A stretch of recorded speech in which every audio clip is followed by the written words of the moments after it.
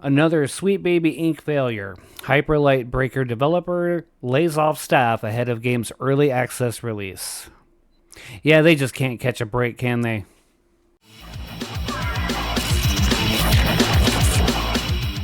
So I found this article on Reddit about this game called Hyperlightbreaker by a company called Heart Machine. I'm going to go ahead and get into this here for you. It says Heart Machine, the developer behind the upcoming Hyperlightbreaker, which was worked on by SweetBaby Inc. Yeah, because we need more of them, announced it is already laying off staff before the game releases to early access on Steam. Okay, so there's a couple of problems here. For starters, there is a astronomical amount of layoffs happening in the game industry, and I get it. It's happening all over the place because the economy just isn't that great right now. But then you have companies like Sweet Baby Inc. that just keeps pushing and pushing and pushing, and then calling us names if we don't support them. That doesn't help. That doesn't help us go out and buy your game. How about instead of that, just make a game that you think will be good. Don't focus on any of the politics. Just make a game and say, hey, I made this game. Here you go. If you like it, great. If you don't, that's okay. Because this kind of way of advertising it just turns people off right away. But anyway, it says, a report from James Batchelor at Games Industry revealed the company dismissed a portion of its workforce, although it's unclear which departments it has affected. The company's community manager, a name I'm not even going to try to pronounce because I will mess that up, claimed that the layoffs will not affect Hyperlightbreaker's release. Okay, well, at least we're still getting the game. Zhang even appeared to imply that laid off employees might be able to rejoin the company depending on the game's success. Well, okay, first of all, don't count on it. I already have been a victim of a layoff already myself. That's why I'm doing these videos, if I'm being completely honest here. And when you're being told you're probably going to come back, especially in this economy, it's not going to happen. Let's just be real about that. And as far as this game's success, well, I guess it's to be seen, but I have my doubts. It also says, in fact, a strong and timely launch will rekindle opportunities for those affected as we look to evolve and grow the game throughout early access. All right, so let's get into this early access thing, because that can be a hit or miss for game development. When you put a game out there in early access, you're running a huge risk because a lot of the times the game is still in the early development. There could be a lot of bugs, and it could set a really bad, reputation for the game. Early impressions are everything. Hyperlightbreaker was one of the games that Embracer Group retained after it sold off Gearbox to Take-Two Interactive Software Inc. back at the end of March. The game has also been added to Sweet Baby Inc.'s detected Steam curated group, given Sweet Baby Inc. revealed it had worked on the game in regards to world building, story structure, and character development.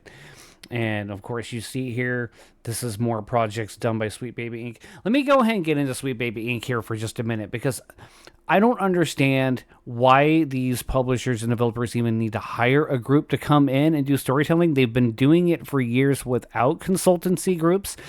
They never needed them before. Why now? Why do you need to hire a bunch of people to come in and tell you how you need to tell your own story? That would be like if I was writing a book and then I hired someone to come and tell me, don't do this, you need to do that in your story. It doesn't make any sense. Like, this is my story. I don't need you to tell me how to write my story. And I certainly don't need someone telling me, oh, you need to change this character to be more diverse so that we can check this box over here because that's what players want. I think we've pretty much made it clear that is not what we want. Hyperlightbreaker is expected to go into early access on Steam sometime in 2025. Alex Preston, the founder and creative director at Heart Machine, shared in a post to Steam in August. After much evaluation and many conversations with our publisher, Art Games, we decided that we need just a little more time to get the gameplay experience polished to our standards. Therefore, we're now looking at an early access launch date of a very clear next year. Okay, well, I'll give them a little bit of props. At least they're trying to make sure that whatever it is that they have, they're trying to get a little more polished before they kick it out the door. There's too many developers out there that don't take the time to do that. So I'll give them a little bit of props for that. Preston added, we don't want to ship a project, even in early access, that we're not satisfied with on a number of fronts, especially in the current state of the industry. We need to put as good of a foot forward as we can. I do agree with that. Fully agree with that. more developers at least need to take time to polish a few things before, even in early access, before they push it out the door. This article does go on to say this game is likely dead on arrival, as nearly all of the games that Sweet Baby Inc. has worked on throughout 2024. And of course, it does show a list down here of, all the different games. I don't need to repeat all those. We all know what games they are.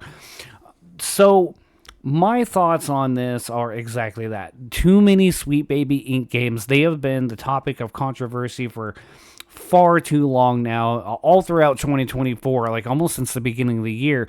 Every month there's some Sweet Baby Inc. thing happening. Sure, they've had a number of games that have been successful, but it's just been flop after flop after flop. And I think that is a testament to just how much we as gamers are just tired of this slop. We want good quality games with good quality gameplay stories. We don't need all this stuff shoved at us. If you want diversity in your game, by all means do that, but do it in a respectful and organic way. I don't need to know if that character's gay or trans.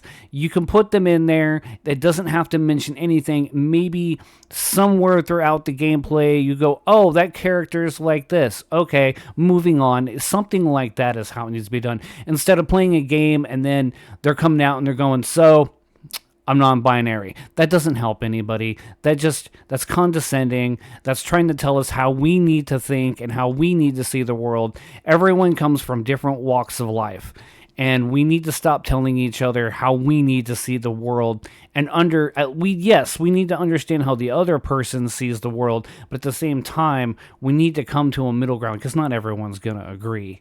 I really think we're coming to a point in the world right now where things are slowly returning back to normal. I know I see a lot of memes online that say, oh, the world is healing.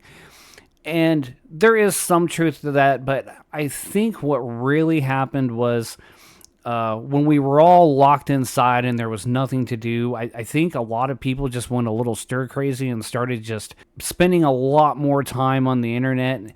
And then crazy things just started getting pumped out on the internet. If you go and ask a normal person out in society about all this stuff that's going on, most people were not even aware there was a culture war going on behind their very backs. Only those of us who really follow a lot of this stuff were aware of it, especially when we started noticing it getting pushed in our entertainment and video games. Yes, a lot of people you could call normies did start to pick up on this because they too started to notice the trend and started questioning things. And that's the most important thing that we can do. Question and critique and give criticism. And I know they don't like it, but they're going to get it anyway. I think there's a lot of us that have stayed quiet for such a very long time because we didn't want to upset anybody. We didn't want to get canceled. So we just stayed out of the conversation. I'm one of those people, and I decided I'm in the conversation now. That's why I'm doing these videos. I've been wanting to do this for a very long time, and so now here I am. But anyway, that's all I got for you today. Go ahead and like and subscribe if you like what you see, and we will see you next time.